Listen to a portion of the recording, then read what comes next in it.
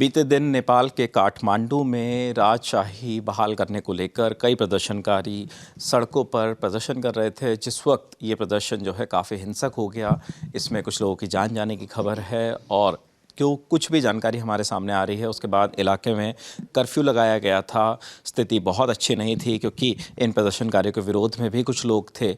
पूरा अपडेट क्या नेपाल की ये जो हिंसा है क्या इसके पीछे वजह है, पहले आप इस हिंसा का एक बार बैकग्राउंड बताइए कि क्यों इस तरीके के प्रदर्शन वहाँ पे देखने को मिले बीते दिन। जी विपिन, जैसा भी आपने बताया कि नेपाल में काठमांडू नेपाल की राजधानी है, वहाँ ये प्रोटेस्ट हो रहे हैं ताकि दो तरह के प्रोटेस्ट हो रहे हैं, दो गुट हैं। एक प्रोटेस्टर का जो ग्रुप है उसकी मांग ये है कि राजशाही को बहाल कर दिया जाए। 2008 से वहाँ राजशाही ख़त्म कर दी गई थी और लोकतंत्र वहाँ अभी चल रहा है, लेकिन एक धड़ा है वो ये मांग कर रहा है कि राजशाही को फिर से लाया जाए और वहाँ हिंदू राष्ट्र बनाया जाए। ये एक धड़ा है और दूसरा धड़ा है, और इसी धड़े के प्रोटेस्ट में हिंसा की खबर आई है। क्या ये प्रोटेस्ट जो ये इस तरीके के प्रदर्शन हो रहे हैं बीते दिन, ये प्रदर्शन काफ़ी उग्र भी हो गया, जिस वजह से कर्फ्यू लगाना पड़ा, लाठीचार्ज करना पड़ा और दो लोगों की लगभग जान जाने की भी खबर है।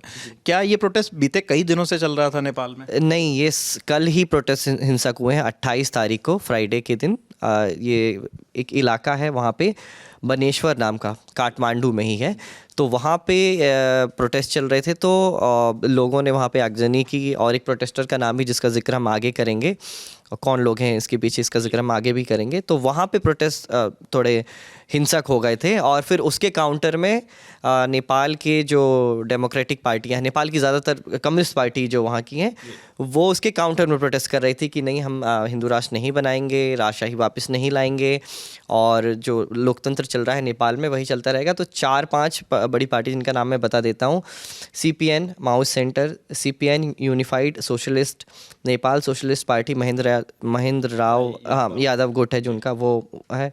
उसके बाद नेत्र विक्रम चंद के नेतृत्व वाली जो कम्युनिस्ट पार्टी है, ये 4 पार्टियां मिलकर प्रोटेस्ट कर रही थी, काउंटर प्रोटेस्ट, कि हम जो राजशाही व्यवस्था है वो हम बहाल नहीं करने देंगे, लोकतंत्र चलने देंगे। और इनका प्रोटेस्ट छोटा था, शांतिपूर्ण ढंग से हो गया। लेकिन वहीं दूसरी तरफ जो मैंने इलाके का नाम बताया आपको, बनेश्वर, यहाँ पे हिंसक प्रदर्शन हुए। इसमें एक शख्स का नाम आ रहा है, उसका जिक्र करना बहुत ज़रूरी हो जाता है। दुर्गा परसाई नाम का ये शख्स बताया। मैं आपसे यही समझना चाह रहा था कि दुर्गा परसाई का नाम कई खबरों में भी हमने पढ़ा, कई जगह पे हम देख पा रहे हैं। आखिर ये कौन है और प्रोटेस्ट से इनका किस तरीके से लेना देना है? जी विपिन, दुर्गा परसाई का ही अभी जो बनेश्वर में जो हिंसा हुई है ना, उसमें मैं काठमांडू पोस्ट में ख़बर पढ़ रहा था, तो बताया गया कि वहाँ बैरिकेड्स लगाए गए थे और वहाँ पे लोगों के आने जाने की मनाही थी, लेकिन वो अपनी SUV कार लेके जाते हैं दुर्गा परसाई और वहाँ पे सब बैरिकेड्स तोड़ते हुए अंदर घुस जाते हैं। उसके बाद से ही और हिंसा भड़कती है। तो ये बहुत ही कंट्रोवर्शियल फिगर है नेपाल की राजनीति में।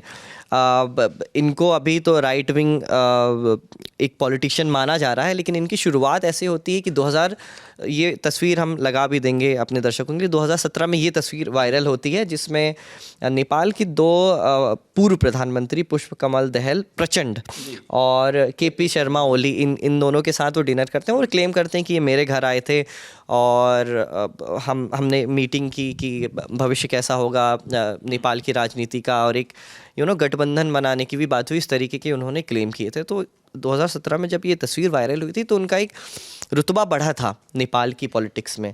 लेकिन फिर हम धीरे धीरे देखते हैं, और ये दोनों प्रचंड और KP शर्मा ओली, हम देखते हैं कि ये कम्युनिस्ट पार्टी से ताल्लुक़ रखते हैं। उनकी जो विचार है वो लेफ़्ट की तरफ वाली विचारधारा है, ठीक है।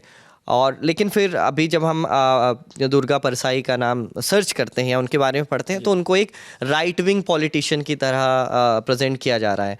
तो असल में हुआ ये है कि धीरे धीरे उन्होंने अपना विचार शिफ्ट कर लिया है और उन्होंने अपनी पॉलिटिक्स शिफ्ट कर ली है। शायद उनको अपना भविष्य उसमें नहीं दिख पा रहा हो।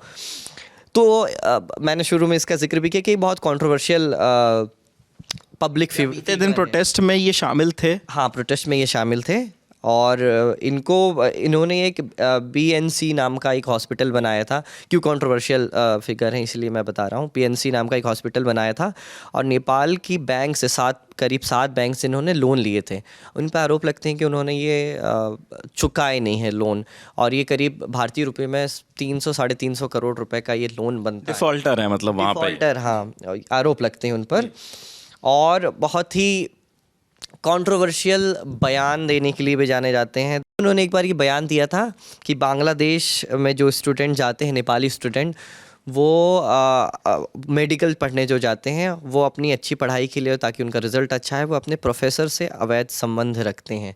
नेपाल की लड़कियों पर उन्होंने ऐसी टिप्पणी की थी, तो बहुत बवाल हुआ था। तो इस तरीके के बयानों के लिए भी वो कुख्यात हैं वहाँ पे। अभी के जो लेटेस्ट हालात हैं, जो अपडेट्स हैं, वो क्या हैं? क्योंकि हमें ये खबर तो मिली थी, ये जानकारी मिल रही थी कि कुछ इलाकों से कर्फ्यू हटाया गया है और जो प्रदर्शन इतना उग्र था उसको शांत करने की कोशिश की गई है। जी, काठमांडू पोस्ट मैंने अभी खोला हुआ, ये लीडिंग अखबार है, वहाँ से हम लेटेस्ट अपडेट देख रहे हैं। तो यही जो 2 लोगों के मारे जाने की खबर है, वो एसोसिएटेड प्रेस और रॉयटर्स जो अमेरिकी न्यूज़ संस्था है, उन्होंने भी यही कमोबेश यही पब्लिश किया है। और नेपाल में भी जितना मीडिया है वो भी मौत का आंकड़ा 2 ही बता रहा है।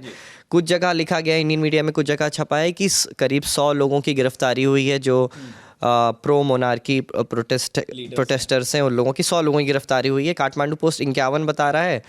और वही बनेश्वर जो इलाका है वहाँ से अब कर्फ्यू हटा लिया गया है। मतलब अभी शांति कायम करने की कोशिश की जा रही है वहाँ की पुलिस की तरफ से, और फिलहाल शांति है। फिलहाल ऐसी कोई हिंसा की खबर अभी नहीं आ रही है। जी, तो ये जो लेटेस्ट जानकारी थी इस मामले में, ये अभी तक पता चली है। अच्छा, एक सवाल और साजिद मेरा आपसे है कि जिस तरीके का ये प्रदर्शन वहाँ पर चल रहा है और फिर से राजशाही को बहाल करने की मांग है, तो अगर हम भारत के परिप्रेक्ष्य में देखें तो किस तरीके से हम इस प्रोटेस्ट को देखते हैं?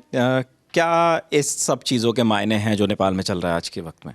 जी विपिन, पिछले दिनों जो KP शर्मा ओली मौजूदा प्रधानमंत्री, उन्होंने बोला भी था, उनका बयान आया था और हमने दुनियादारी में इसको कवर भी किया था।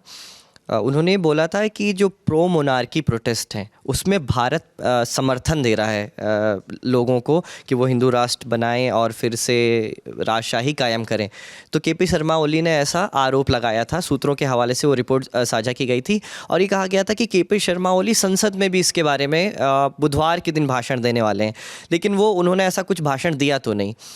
तो नेपाल के कुछ पॉलिटिशियन की तरफ से ऐसे आरोप तो लगते हैं कि भारत चाहता है कि वहाँ पे राजशाही फिर से लगे, लेकिन इसका कोई पुख्ता जानकारी हमको नहीं मिलती है। ठीक है, और कोई भी देश हमारा अनस्टेबल हो, पड़ोसी कोई भी देश अनस्टेबल हो, तो वो भारत के लिए अच्छी बात नहीं है। मतलब पाकिस्तान में पिछले दिनों हमने देखा है कि इमरान खान के ख़िलाफ़ जब प्रोटेस्ट चल रहे थे, और इमरान खान भी जब प्रोटेस्ट कर रहे थे, तो वहाँ सिविल वॉर जैसे हालात बनने वाले थे, बहुत ज़्यादा प्रोटेस्ट हो रहा था। तब भी कहा जा रहा था, बांग्लादेश में हमने देखा अनस्टेबल था पिछले दिनों, शेख हसीना की सरकार गई, उनको देश छोड़ के भागना पड़ा, तब भी ये देखा जा रहा था कि हमारा जो पड़ोसी है वो अनस्टेबल रहेगा तो हमारे लिए अच्छी खबर नहीं है। बिल्कुल। तो अभी जो है लेटेस्ट इन्फॉर्मेशन यही है कि नेपाल में इस वक्त वहाँ का जो प्रशासन है, जो पुलिस है, वो शांति बहाल करने की कोशिश कर रहे हैं। कुछ इलाकों से कर्फ्यू भी हटाया गया है और कुछ लीडर्स को, कुछ ऐसे नेताओं को जो प्रदर्शन में शामिल थे, उन्हें हिरासत में भी लिया गया है।